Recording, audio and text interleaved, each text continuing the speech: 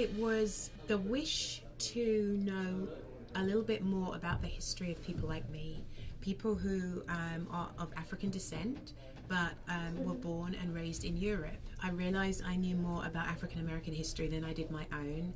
And that kind of put me in a slightly lost place in a way. And I started to research who could I have been, who might I have been sometime back in history as a person of colour.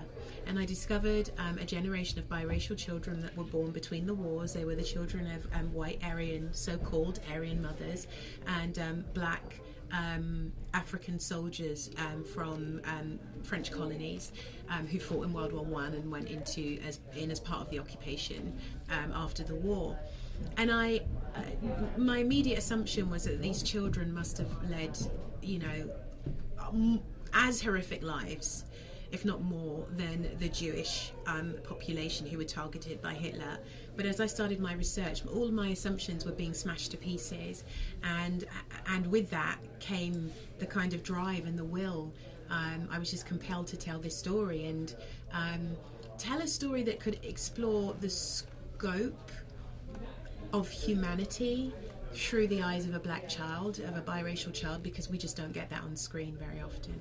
I play Lena Schlegel, and she is a biracial child growing up underneath Hitler's rule, navigating the world, a world that she doesn't belong in, attempting to cling on to any sense of belonging, but she learns how the world really works, and how she, among many others, are victim to white supremacy when she is confronted with the implications of the Nazi regime. So I became a part of this project when Amma reached out to me, actually over Twitter. It was the first time. I interviewed her for a women's studies class when I was, I think, 15 or 16, because she was a director and still is a director that I really look up to. Yeah, it's funny. It's a question that's come up because of the nature. I think the themes of it and the context is so heavy, and the situation so desperate sometimes. I think, therefore, there was, of course, times where we were all completely keyed into that, and also keying into it for moments. It then allows the time in between. There's a sort of unspoken closeness and kind of support network, I guess, which makes for actually a very happy experience. Yeah, I feel it was a very kind, supportive environment, and extremely respectful, which is something that I really value on set, but you don't always get.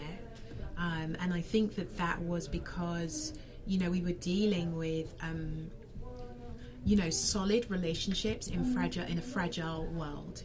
We were dealing with the fragility of good in humanity in many ways, and its solidness at times as well. And I think that in a way subconsciously makes you channel into all of those things.